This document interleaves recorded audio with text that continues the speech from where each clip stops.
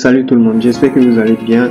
Vous êtes sur Level Up. Pour ceux qui nous prennent en marche, sachez que nous avons débuté une série de vidéos pour apprendre à créer un tableau de bord commercial. Dans cette vidéo, on va apprendre à faire les paramètres de base avant de passer au calcul. Je rappelle qu'un tableau de bord est un tableau synthétique qui permet aux dirigeants ou à l'entrepreneur d'avoir une vision globale de toute l'activité de l'entreprise grâce à des éléments qu'on appelle indicateurs. Le tableau de bord plutôt fonctionne un peu comme celui d'un véhicule avec des jauges, avec des indicateurs et qui vous indiquent ou qui vous montrent si vous êtes à court de carburant, si il y a une panne, etc. Donc c'est de la même manière que fonctionne un tableau de bord. Pour faire les paramètres de base, il faut d'abord avoir une base de données. C'est à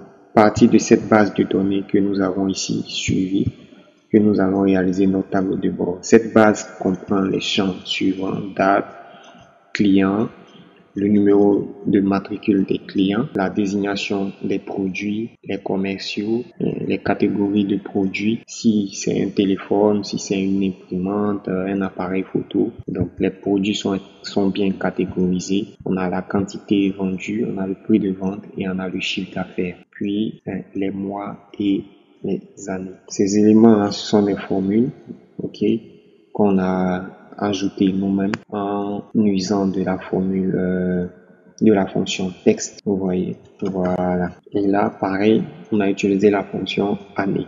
Pour faire d'abord les premiers paramètres, on va ouvrir notre feuille et écrire paramètres. Voilà.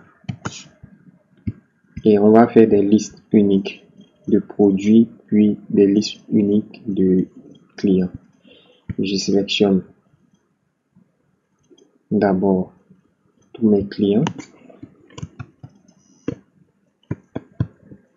Je copie et je les colle ici dans ma nouvelle feuille. Là, je vais faire une liste unique, donc je sélectionne la colonne A, puis je viens dans Données et supprimer les doublons. Je clique sur OK. Excel me dit qu'il a supprimé 60 valeurs dupliquées. Donc je mets OK. Il m'a fait une liste unique de clients que je vais mettre sous forme de tableau en faisant CTRL L. Et je dis que mon tableau comporte des en-têtes. Voilà. J'ai ma liste unique qui est là. Je vais faire de même pour mes produits. Dans mes catégories de produits. Je sélectionne. Je copie. Puis je dépose là. Je fais pareil. Données. Supprimer les doublons. OK. Voilà. J'ai ma liste unique ici. Je vais faire pareil. OK. Et là, je vais faire encore une liste unique de commerciaux.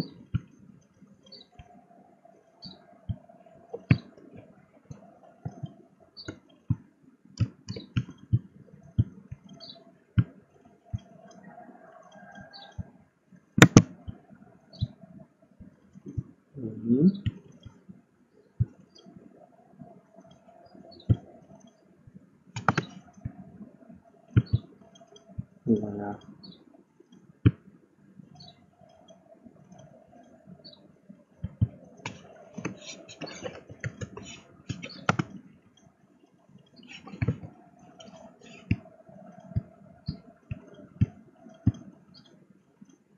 OK. Et à partir de ces éléments, je vais maintenant définir les objectifs mensuels.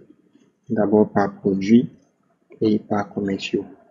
Et le principe à respecter, c'est que les objectifs par produit doivent être égaux aux objectifs répartis par commerciaux. C'est simple, hein? Donc on va mettre objectif.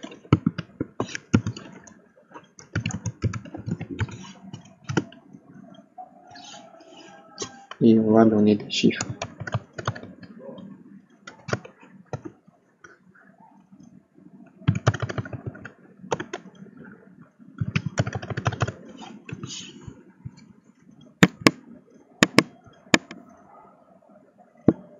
Ok. On va voir combien ça fait en faisant la somme. D'accord.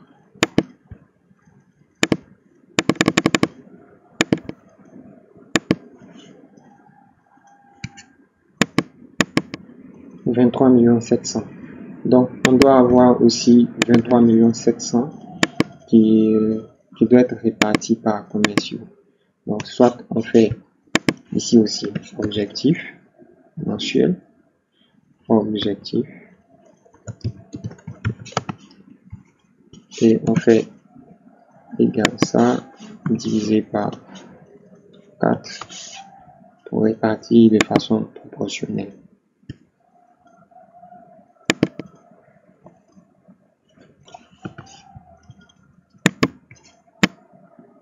Voilà, on a réparti de façon proportionnelle. Ça dépend du goût.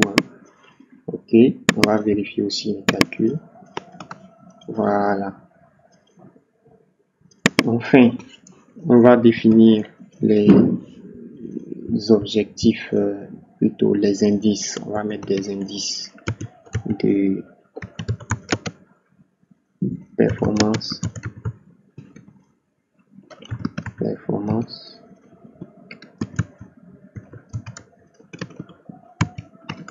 Et on va s'arrêter là pour aujourd'hui.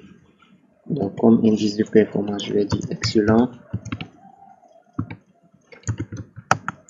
bon, moyen, ok, et enfin mauvais,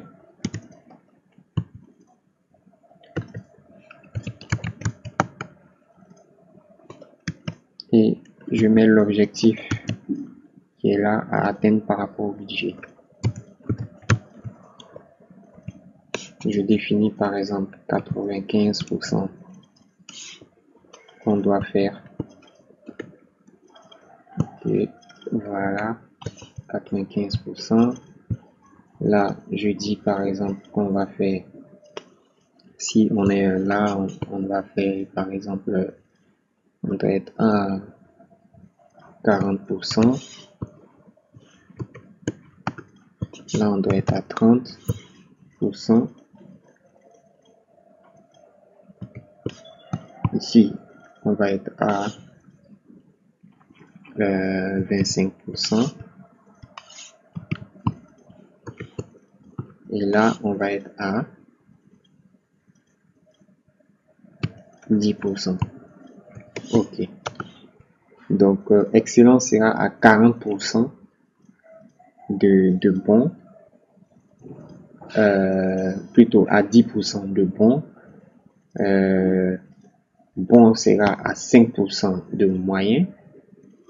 Et moyen sera à 15% de mauvais, de la zone mauvaise. C'est ce que ça veut dire. Donc, on va s'arrêter là pour aujourd'hui. Au prochain tuto, on va passer au calcul. Merci de nous avoir suivis et n'hésitez pas à partager, à revisualiser les différentes vidéos que nous avons postées dans ce sens-là et de vous apprêter pour la suite. On se dit à la prochaine tuto. Merci.